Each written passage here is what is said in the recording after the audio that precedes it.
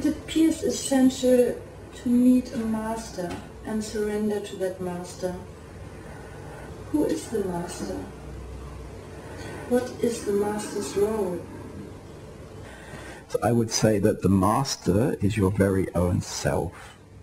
So when inside you there is a deep longing, a longing to know who you are, that longing will bring somebody into your life who can guide you to understand who you are.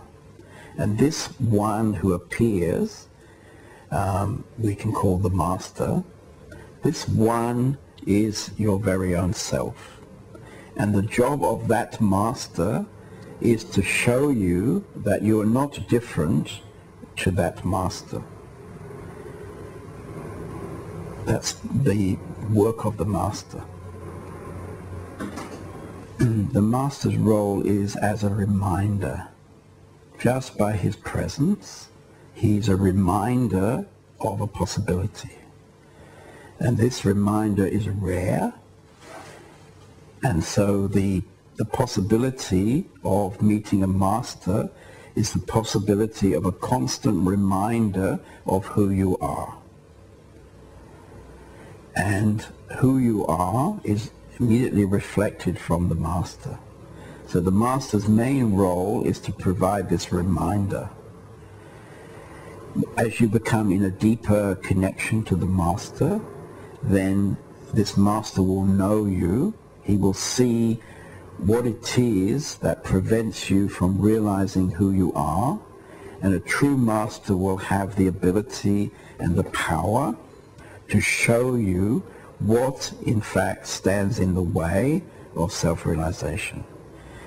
Because in fact, we're all self-realized, we're all enlightened. It's not possible to be unenlightened. Just in the nature of human, in the nature of our life, we're all enlightened, we're all realized. But almost everybody doesn't know that, and they don't know that because their whole focus is on this illusionary somebody. So the true master is the one who can show you the illusion. And as soon as you see this illusion, the illusion is no more. The illusion was never there. It was just a wrong idea. So it's not even the question to take something away because it was never there. So the moment of realization is something very, very simple.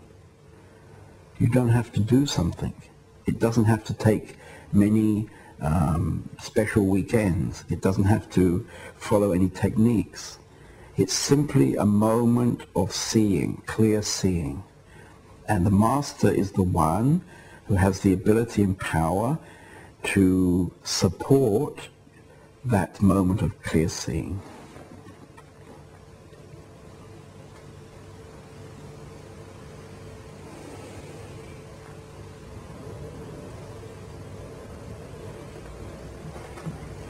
Traditionally, devotees had tremendous devotion in the Master. Please say something about devotion and the pursuit of awakening.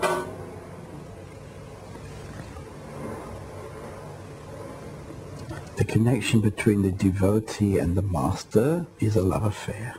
It's a matter of the heart. And like any matters of the heart, we become devoted just by itself. There's nothing to do. It just goes by itself. So we meet the Master, we fall in love with the Master. And this devotion is in fact a devotion not really to the form of the Master, but rather to the self of the Master. And the self of the Master is also my very own self. So falling in love with the Master is actually falling in love with my own self. Initially I may not understand that. Initially I may fall in love apparently with the form of the Master, from the brilliance of the Master's speech, from his teachings, from his actions. We may find him to be a compassionate, wonderful human being, and so we surrender, we become devoted. But gradually, as this connection deepens, you come to realize that the true connection, the true meeting, is a meeting of self to self. And the self of the devotee and the self of the master is the same self. So the whole role of the master is to be a kind of gateway. Standing in the gateway, the master says, "Come, come." And then just as you approach the master, he steps to the side and you walk through the gate. Something like this. How to recognize the true master? So to recognize a true master is actually not so easy.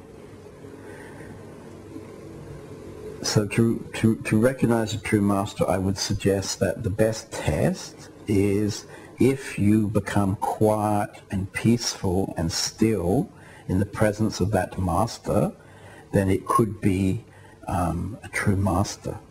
You can't tell a true master from the way he behaves or from what he's telling because inevitably masters are very unique, one by one. So there is no pattern of behavior that you can say signifies a true master. So in the end, the true master is the one who appears in front of you out of your deep longing. And when that happens, you can somehow immediately recognize this person as that one. It's somewhat akin to a love affair. When you meet your lover, you don't ask, how do I recognize my lover? You simply know that this person is your lover and there is a deep connection. In the same way, when the master appears, you simply know that this is the one. Even this master may not be the one that you had imagined. Maybe even this master may not be somebody you particularly like, who fits your idea of how a master should be. But you will know it. You know it deep inside, and it always happens in a kind of unexpected way. And what is the master's role?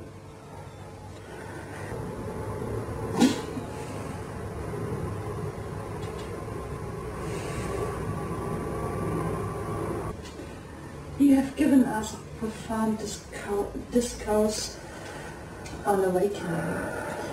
And when you would meet someone with a passion for awakening, what would your short advice be?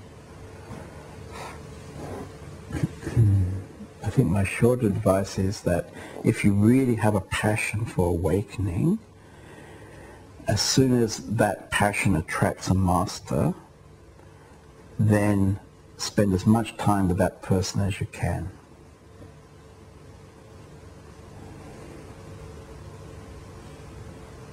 Thank you.